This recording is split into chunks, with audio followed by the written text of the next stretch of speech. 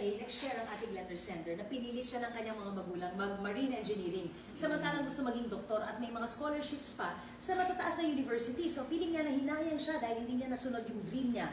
Buti na lang ngayon, nag-pick up siya, medyo struggling, pero okay naman ang buhay niya. Oo, okay, What can you buhay say? niya, no? Yes. And apparently he's doing well. Yes. Oo, despite not being able to follow his heart in the beginning, okay siya ngayon.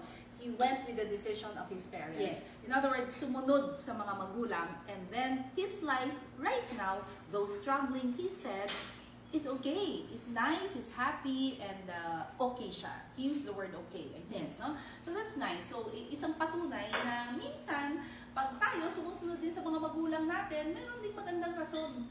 Nagiging maganda rin yung outcome, nagiging maganda din yung results. Because in the end, I think it is all the attitude that we put in it, the good intentions that we have, dahil gusto nating pagbutihin, dahil gusto nating mag-end ng mabuti, ng maayos, diba? Because we have that in our mind, we have that as a goal.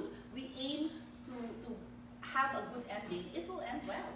Hindi lang siya siguro obedient, masikap din at masipag mag-aral, diligent din. No?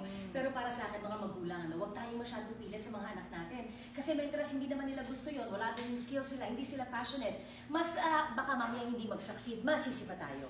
Correct. Kaya naman, two heads are better.